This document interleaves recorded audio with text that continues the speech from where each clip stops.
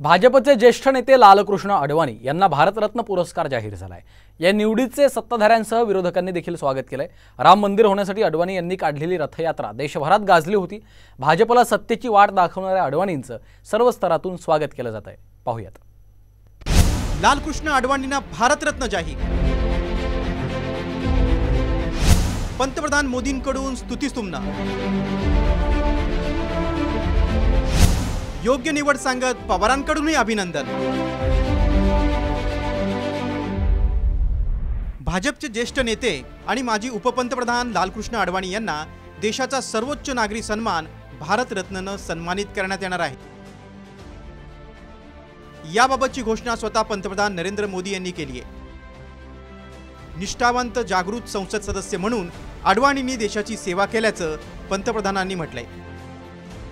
विरोधकांकडूनही या निवडीचं स्वागत झालंय। अडवाणींच्या निवडीला उशीर झाला असला तरी ही अतिशय योग्य निवड असल्याचं शरद पवार म्हणाले। भारत के उप प्रधानमंत्री, गृह मंत्री एवं सूचना प्रसारण मंत्री के रूप में और दशकों तक एक निष्ठावान जागरूक सांसद के रूप में आदरणीय अडवाणी जी ने देश की जो सेवा की है वो अप्रतिम है। भारतीय जनता पक्षाचे नेते म्हणून, संसदेचे सभासद म्हणून, केंद्रीय मंत्री म्हणून हे निश्चितच एक आदर्श स्वभावाचं जीवन होतं आणि त्यामुळे त्यांची निवड जी झाली थोडा उशीर झाला पण ती योग्य निवड आहे आणि त्यांच्या कुटुंबियांचं मी अभिनंदन करतो। भाजप नेत्यांकडूनही आनंद व्यक्त होतोय। हा आमच्यासाठी गौरवाचा क्षण असल्याचं केंद्रीय मंत्री नितीन गडकरींनी म्हटलंय। तर विचारांना धरून राजकारण कसं करायचं हे अडवाणींकडून शिकलो असं विनोद तावडेंनी म्हटलंय। हमारे प्रेरणा स्त्रोत्र लालकृष्ण अडवाणी जी को भारत रत्न से गौरवान्वित करना ये पूरे देश के लिए और हम सब के लिए बहुत गौरव का क्षण है।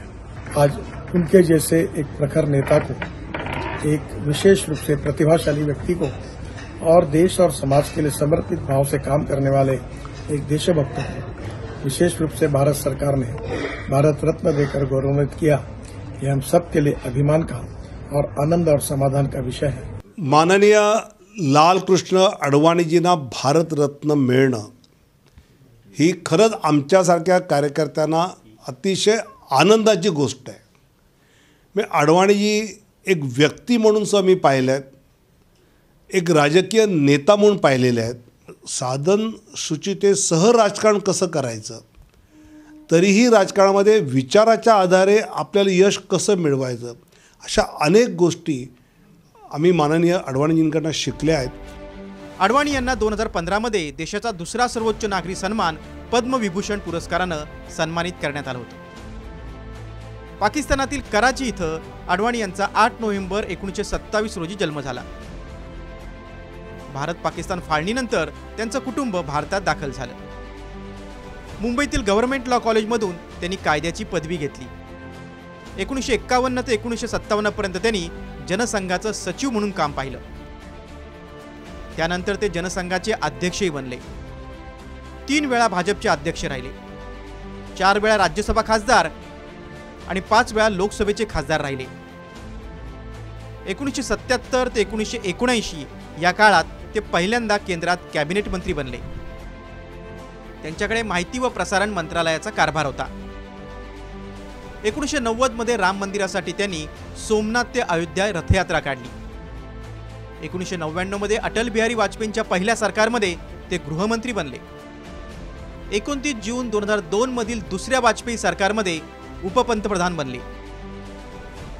राम मंदिरासाठी अडवाणींनी रथयात्रेच्या माध्यमातून हुंकार दिला होता। 22 जानेवारीला अयोध्येत राम मंदिरात रामललांची प्राणप्रतिष्ठा झाली आहे। या पार्श्वभूमीवर अडवाणींची भारतरत्नसाठी निवड अचूक टायमिंग दर्शवते। मोदींनी अडवाणींना बाजूला सारलं अशी टीका नेहमीच होत असते। रथयात्रा काढून भाजपला ऊर्जितावस्था देणारा, भाजपला सत्तेत आणणारा लोहपुरुष पक्षात अडगळीत पडलाय अशी टीका सातत्यानं होत होती। मात्र अडवाणींना भारतरत्न पुरस्कार जाहीर करून मोदींनी अनेक गोष्टी साध्य केल्यात असं म्हटल्यास वावगं ठरणार नाही. ब्युरो रिपोर्ट, साम टीव्ही न्यूज.